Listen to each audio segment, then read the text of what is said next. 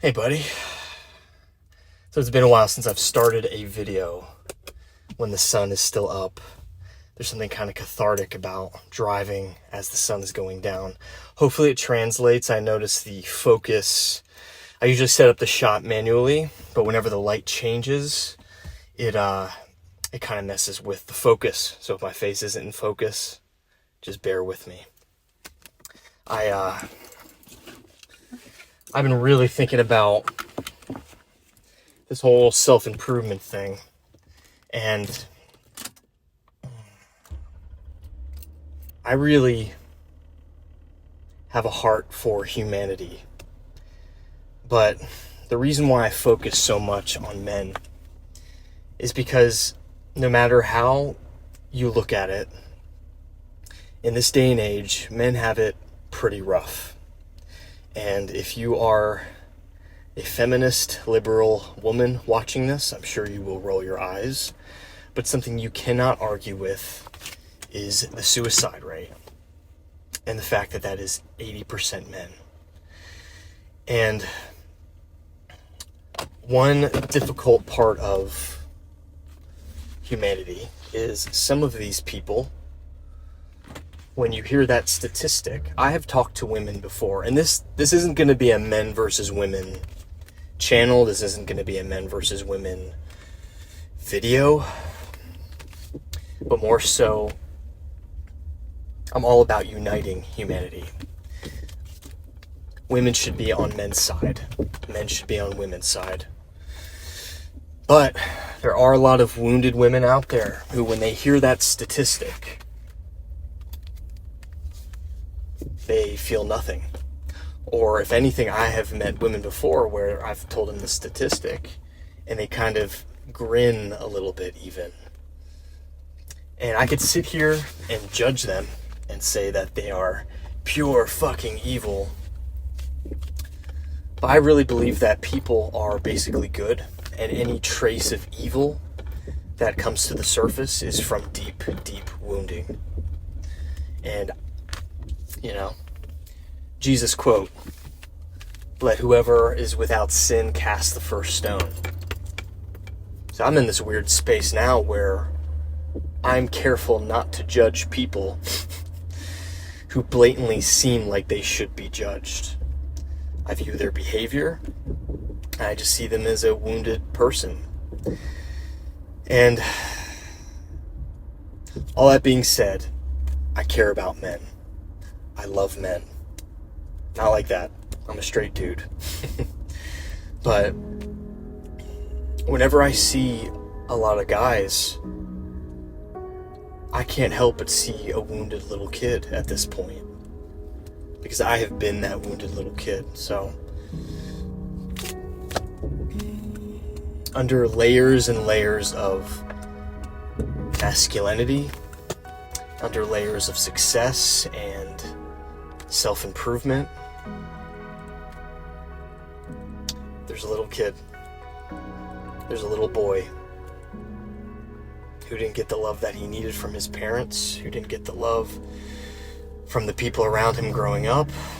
And that stuff, unless consciously looked at, it turns into a shadow. And whenever it's unhealed, it stays with you. It doesn't go away. I think that the future of masculinity is men who are owning their inner world, their internal space. I feel like an extreme example of the opposite would be someone like Andrew Tate. Man, I see a wounded little boy who has built an empire of wealth, of external success.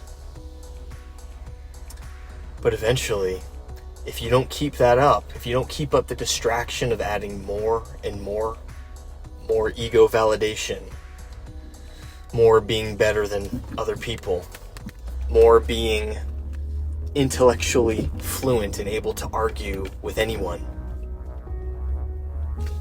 you are left with that little boy little boy within who just wants to be seen and wants to be loved.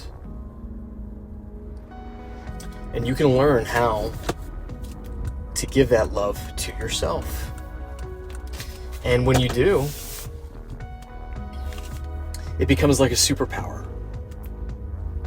Because when you do that inner healing, you're going to be able to look other men in the eye. You're going to be able to stand your ground, be very present, and love them the way they need to be loved. I can't tell you how many times I'm just at the gym working out, and on occasion, a conversation will spark up with one of the other guys in there.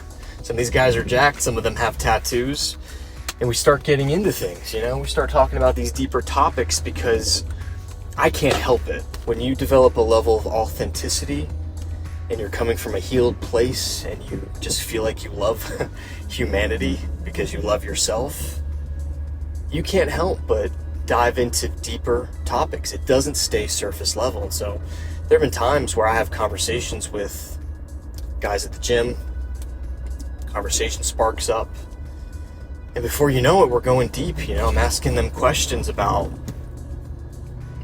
their childhood. They're telling me about their parents. They can sense when you have this degree of openness, people just start sharing things with you.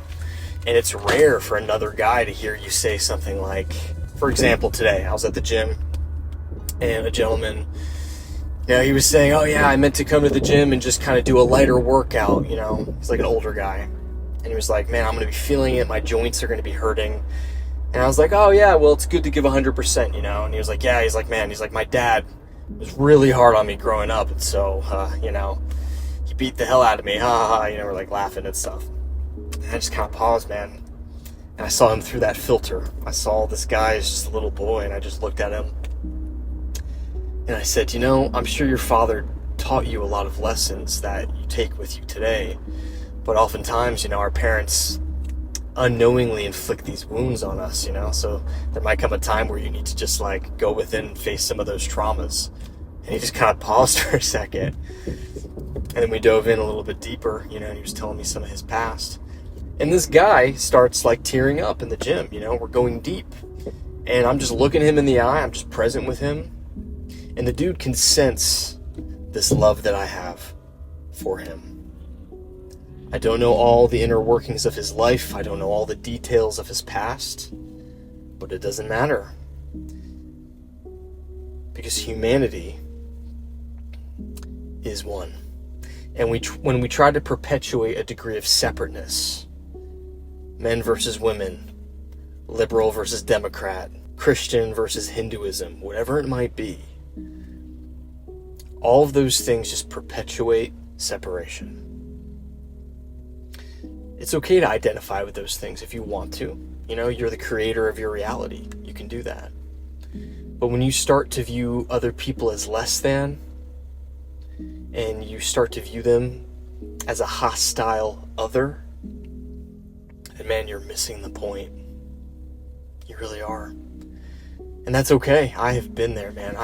When I was raised in fundamentalist Christianity, anyone of another religion, anyone of a different lifestyle, there was just this atmosphere of judgment, And I remember, just thinking to myself, oh man, I hope these people aren't going to hell. I hope they find Jesus and realize that our particular interpretation of this religion of asking Jesus into your heart, I hope they agree with us. I hope they mentally agree with us one day, so that way they don't have to go to hell. And that's just a small example, man. It's just we perpetuate this degree of separateness. But I digress.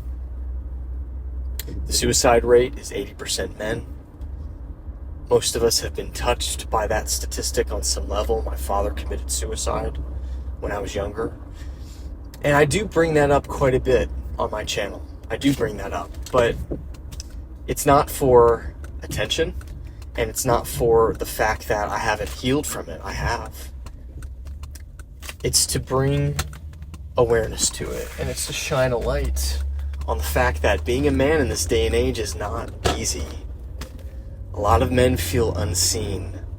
They've got that little boy within and it gets perpetuated. It's like feminine energy, especially like the dating market, is more difficult than it's ever been.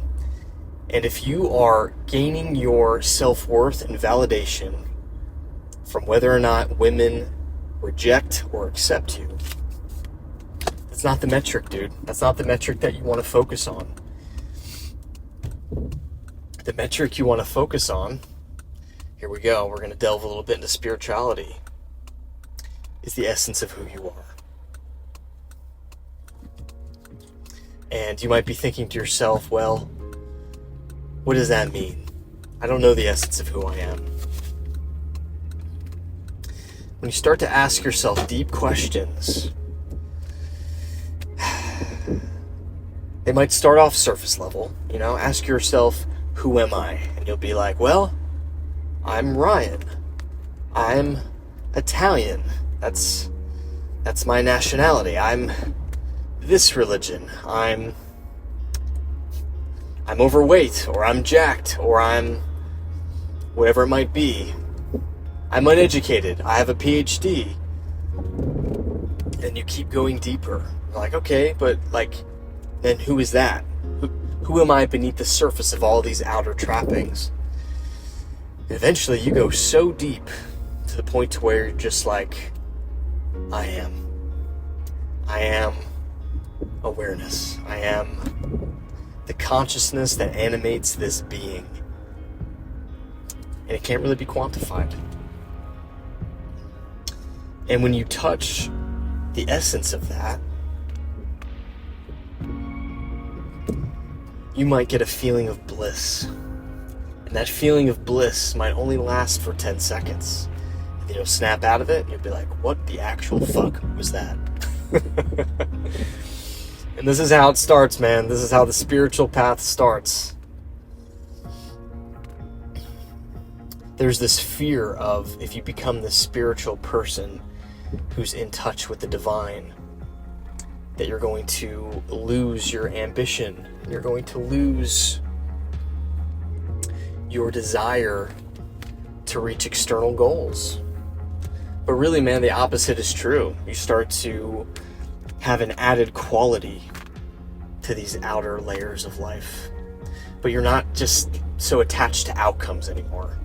You become more interested in the doing itself, in the creative process.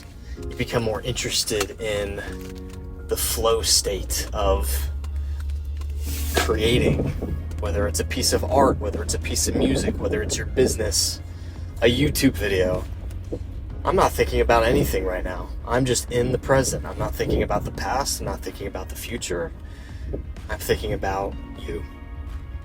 And I'm thinking about how in this video I can give you 10 minutes of alleviation, 10 minutes of relief from your own psychological perpetual suffering. Because, dude, all suffering is, let's define suffering for a minute. Pain is whenever you injure yourself. Okay, say you get a cut and you're like, ow, that hurts. Suffering is perpetuating that. It's, oh man, I hope this heals. Is this ever gonna heal? Could it get infected? Is it normal for it to feel this way? That's suffering. The mind going in that circular motion of perpetuating what really doesn't need to be perpetuated. That's what the mind does. And you can learn how to make your mind your servant and not your master. That's really the whole goal of spirituality. And the thing is, dude, self-improvement is cool.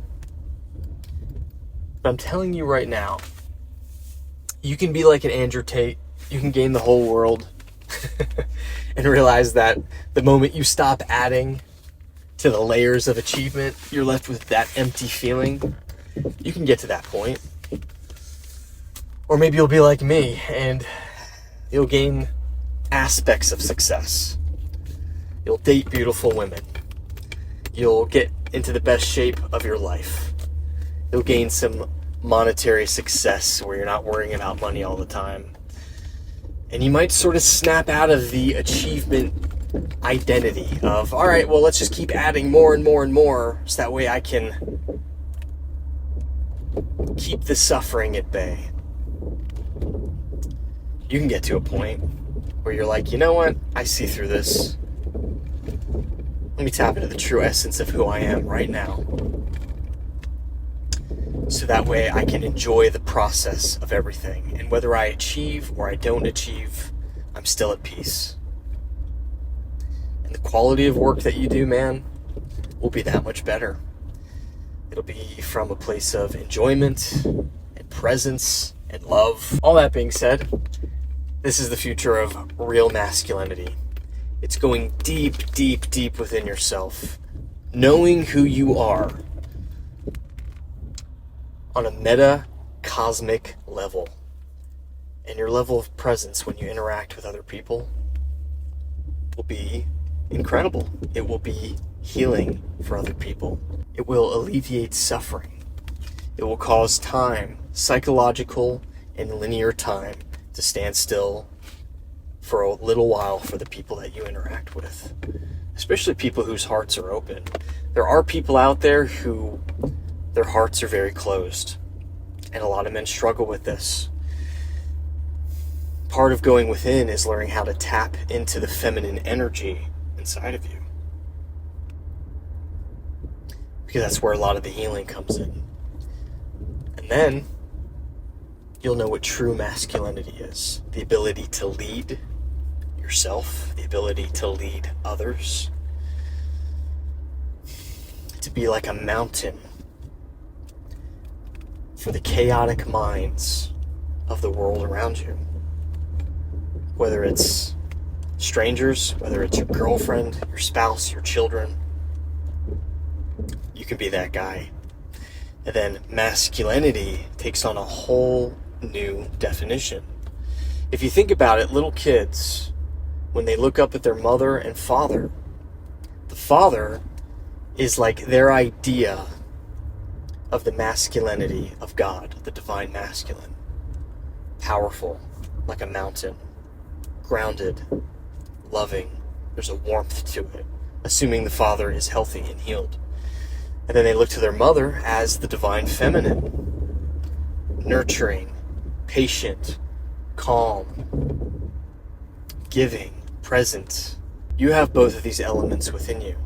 Front-facing, I am a masculine man on the external. And everybody's different. Some people might be a little more feminine than masculine. That's okay. When you go within, you get to know yourself, you're going to be able to find what that balance is for you. I used to be a lot more feminine. On the external, the femininity would come through as unhealed insecurity. I was constantly trying to get the approval of other people. I was placating and supplicating to women.